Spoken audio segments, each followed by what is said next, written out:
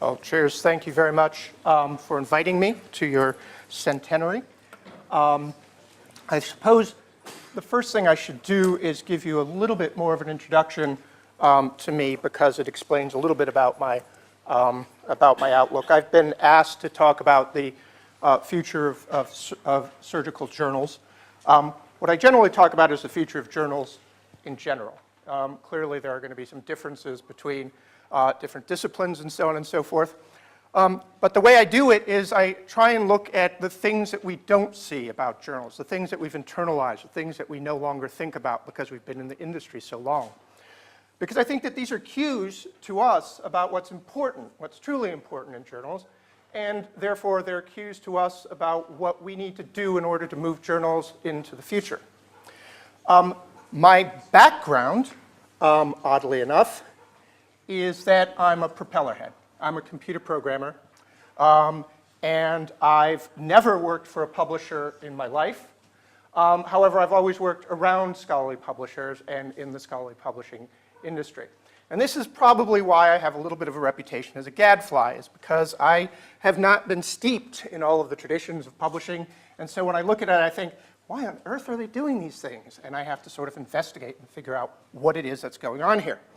So what I thought I was going to do, this is actually going to be a very slide-light presentation for me. Those who've seen me present before know I usually go on and on with many slides, but I'm going to try and keep this very short. But we do need to start off with something visual, and I want to play a little bit of a game with you that will help me to illustrate some of the points that I make later.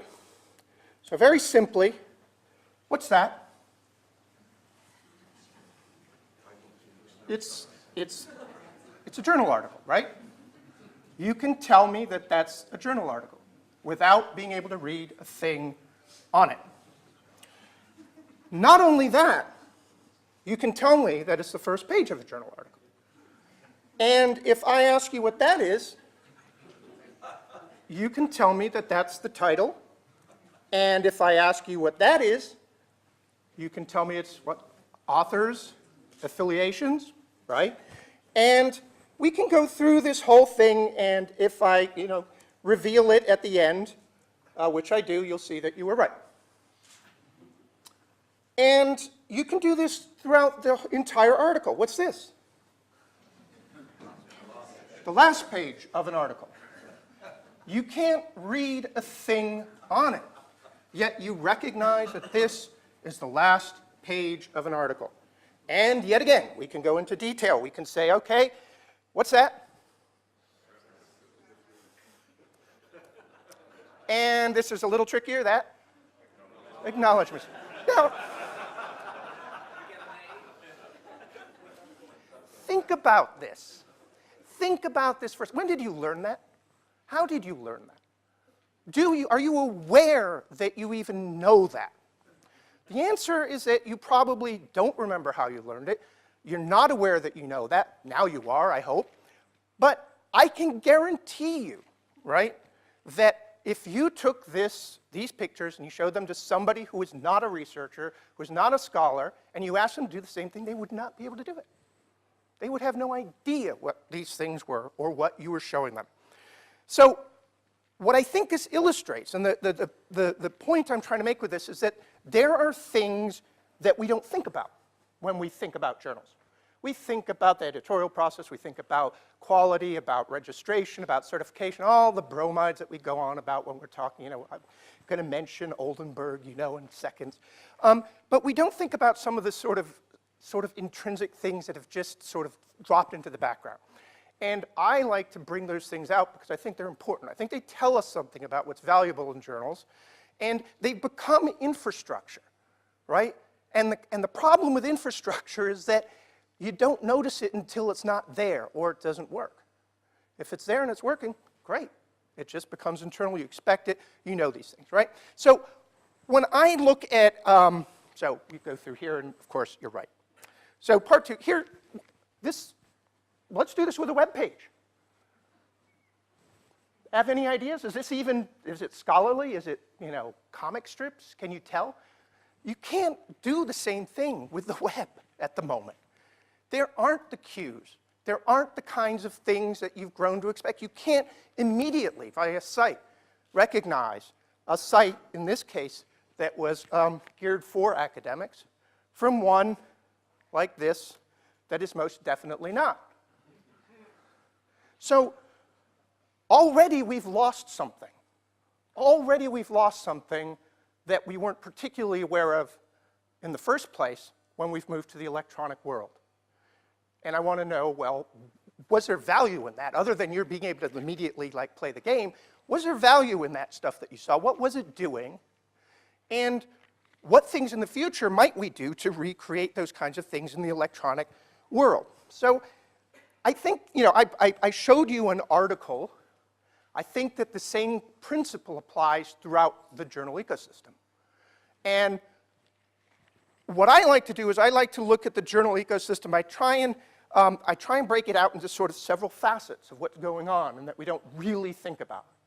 And I'm going to talk about each of these, describe a little bit about what I mean, and then try and describe why I think where technology might take us in these areas. So the first is the physical object, right? We talk about a journal. Do you mean this thing here, right? It's got binding, it's got paper, we all know that. Are you talking about the structural conventions, some of the things that I showed you earlier?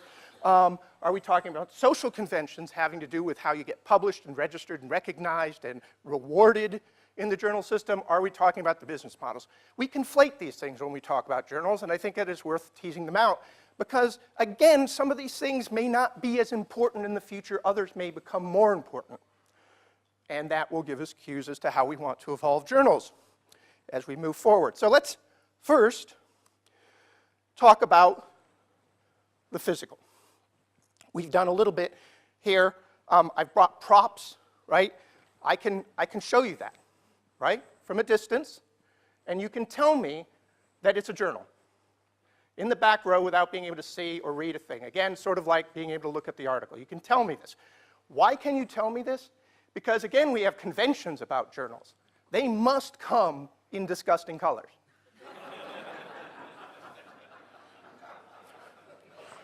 Preferably clashing.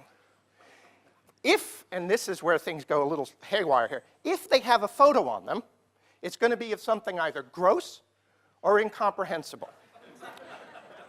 Now, when I walked in, I said, usually when I talk about these things, and I walk into a meeting, I say, could you give me a copy of your latest, issue?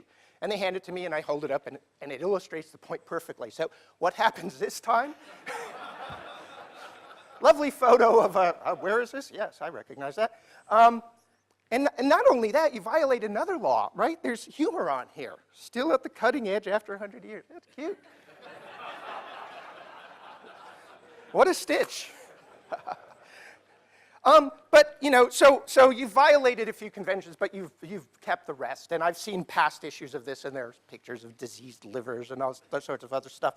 And that's a convention, So it does two things. A, it says to me, to you, to the guy who's recording the audio up there, stay away. Don't look at this stuff. It's not for you. But what it does is it conveys to you that, yes, this is actually directed at you. And that's an immediate filter. Think about that. Think about that for a moment. It immediately allows you to filter out a whole bunch of stuff, zero in on that. That's your target audience. Really, quick, instant, you can make that kind of an assessment. Similarly, we have all sorts of other things that we took, if we're talking about journals, books have similar things, right? I can hold up something like this, and it looks like a weighty tome. It looks very important. It's become erudition decor, right? You see pictures of lawyers with lots of leather-bound books behind them and stuff like that. It's an indicator of solidity, of knowledge, and so on and so forth. In this case, it's also a ruse because this is an iPad, right? But it's interesting, right? This leads to the physical thing. I used to come to these talks, and I used to give a little story about how, and this was several years ago, because at the time there were people still doubting we were going to move to electronic reading, right? That we were going to move to tablets. And so we used to always have this debate where somebody would say, yeah, but you can't read a tablet in the bed, in the bath, on the beach, or on the bus. The 4 Bs argument. I'd be like, but no one reads in those places except for pleasure. I mean, more often you're reading, you know, you need to read something very quickly. You might read it on the train or something like that. This is a lot more convenient on the train. I've got like 300 books on here that I can look at. You know, I've got journal articles, I've got technical articles. It's here. We don't have to debate that anymore. People are using it. And yes, we'll all miss the smell of paper, but we'll still have paper. We still have vinyl. We still have lots of different things that have disappeared. That's not going to go. But at least we don't have to debate it. It's, you know, this is a huge new delivery mechanism, and we can even make it look weighty and important and put it on the shelf behind us to make us look weighty and important. So there's that.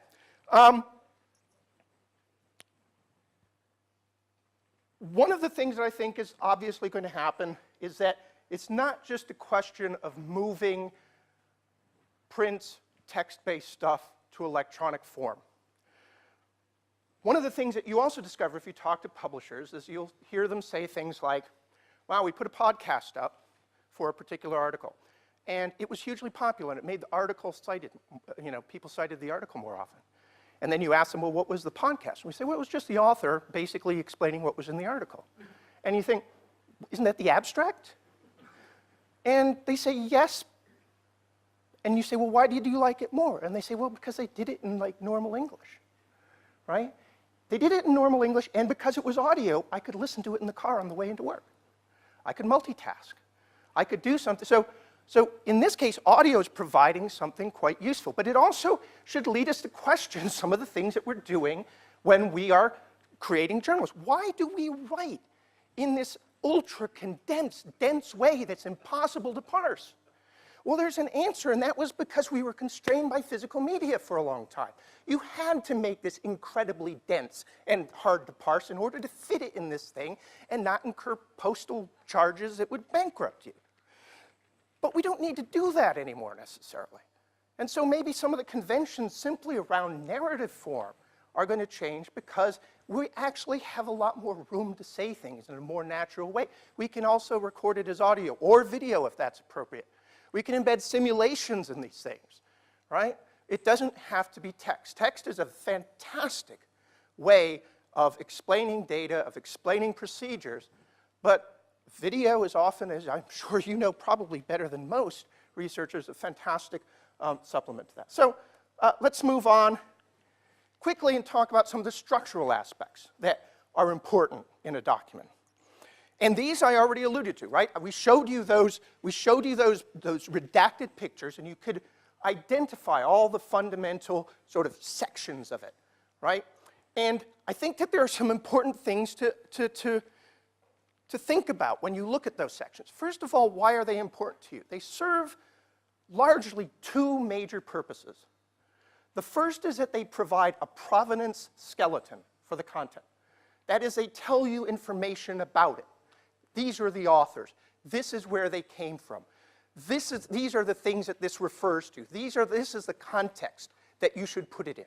So it's an elaborate provenance infrastructure that allows you to verify the claims that are in it, to understand who's making those claims, and that's important. And in the digital world, right, what we're doing is we're adding all sorts of new provenance information. So for instance, they said that I work for Crossref and we enable links and so on and so forth. If you open this and you look at the front page of any article, you'll see at the top this thing called DOI and then a splat of strings after it. And you probably see this on every article and you think, yeah, that's, you know, they're on all scholarly articles.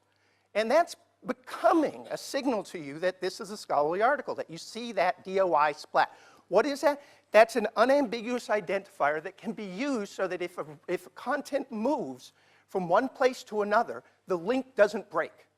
We can track it down and make sure that references always resolve online, even if the content has moved to another server, to another publisher, or if the journal has changed its name. So this is a critical piece of infrastructure. Another critical piece of infrastructure that's emerging just now is something called ORCID, which is a researcher identifier. And the reason we need a researcher identifier is because we've got these problems. People share names. People change their names. And so when you have ambiguity in your attribution, you get things like miscounted citations, conflation of people, the splitting of people's impact factor. So one of the things that we're trying to do is create identifiers for researchers so that they don't face these problems. We want to create identifiers for all of the kinds of things that might be mentioned in a scholarly article, whether they're reagents or lab animals or processes, so that, again, you can find out about these things, follow them, get the information that you need, link to the data. So we're creating a new provenance infrastructure as well, but we're in the early days. DOI is an example of one that is ubiquitous. The others will become ubiquitous. And so I think that you'll see a lot more structure, new kinds of structures that allow you to navigate content. The other major thing that those elements in a document perform, and this is sort of surprising when you think about it, they help you not read. All of those things help you navigate the text really quickly to evaluate whether or not you want to look at it in more depth. If you, and here's a fun experiment to conduct. If you go to a university bookstore, you can play a game called alternatively Spot the Academic or Spot the Civilian, whichever you prefer. Just watch someone walk up to a bookshelf and pull down a book. A civilian will open it, they'll look at it from the front and open it from the front and kind of leaf through it. And if they want it, they'll take it. If they don't, they put it back on the shelf. An academic has a very, very precise ritual. They open it from the back. They look through the index. They look through the bibliography, see if it cites the things that they know about. Then they might go through and look at the table of contents, and they'll navigate in a highly optimized way this apparatus that I showed you. Figure captions, section headings, the index, the bibliography. After they've done that, they can make a decision. Do I need to look at this? And success is saying no. Success is saying, I don't have to read this. Because after all, you don't want to have to read stuff. You want to do your research, right? So success is saying, no, I don't have to look at it. Failure is like, oh gosh, I got to actually look at this. But that apparatus that we include in all print documents helps us navigate and makes this decision very quickly. So again, I think that one of the things that we need to think about, right, because there have been studies done by Donald King, Carol Tenopir since the 1970s showing that researchers are reading more and more content and they're spending less and less time doing it. And this is a curve that just cannot be sustained. We need new tools to help researchers sift through this material, understand it faster, understand whether they need to read it faster, and preferably to allow them to not read. If I came to you and I said, I will offer you a magic product that will keep you as informed as you are now, or better, and it will save you 20% of your time, I think you'd be pretty excited. Because this is a major source of pain for a lot of researchers. So things like Web 2.0, Web 3.0, when you see them talked about in the jargony way that technical people talk about them, I think one of the things you can do is you can reduce these to how do these tools help me not read? How do they help me filter? And in the case of Web 2.0 technologies, things like social bookmarking tools, things like blog posts, things like even Twitter or LinkedIn, what they do is they allow you to create a social network that in turn allows you to filter content if you use the tools properly. Now the problem is that a lot of the tools are not really designed for academics. Tools like Mendeley are, tools like CiteUlike are, but they aren't ubiquitously used. They haven't become part of the infrastructure yet.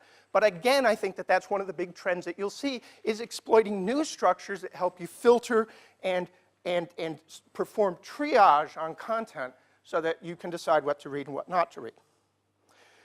The second order effect, of course, which I showed you, is that it allows us, those structures allow us to identify content as being directed at us. Finally, well, not finally, sorry, penultimately, I want to talk about some of the social things that we don't think about when we think about a journal, about the peer review process, about all of the things that go on that.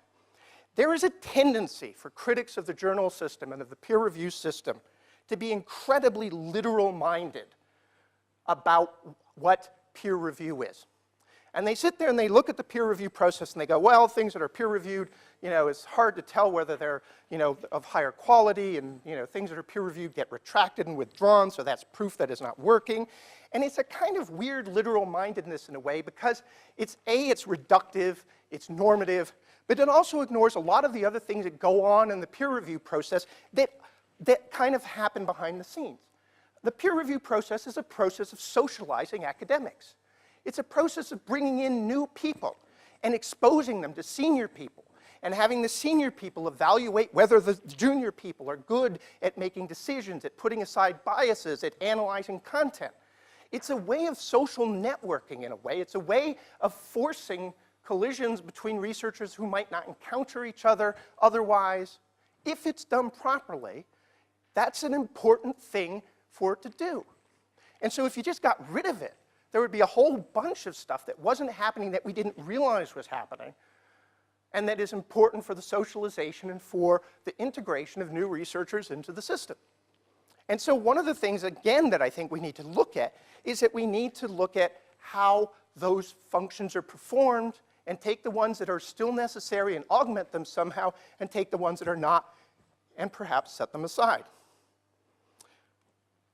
The last thing I want to talk about is some of the business models. And I'm not a business person, as you might have guessed, but I think that one of the things that we have to take heart in, because when we look at things like this, when we look at Web 2.0 technology, Web 3.0 technologies for filtering, when we look at, at revamping our peer review systems, when we look at changing business models, we despair because we think, wow, this is going to cost quite a bit of money. But one of the things that we have to take into account is that the whole process of creating that print apparatus that we take for granted now, things like indices, things like tables of contents, that used to be really hard. That used to be really hard, and it meant that doing publication in the scholarly context was more expensive and harder to do than it was for civilians. But we made that investment because that investment was important to scholars. Those tools helped scholars process that content more efficiently. It made them understand the context of the content. It was hugely important. So building those things allows scholars to engage with the content more effectively. And that ultimately pays off. It's an investment worth making. But we really have to think beyond the superficial aspects of what we look at when we look at journals, and think about what's really going on, the things that we now have so internalized that we hardly see them. And then we have to take those things, and those are the things that we have to focus on as we try and move journals into the future.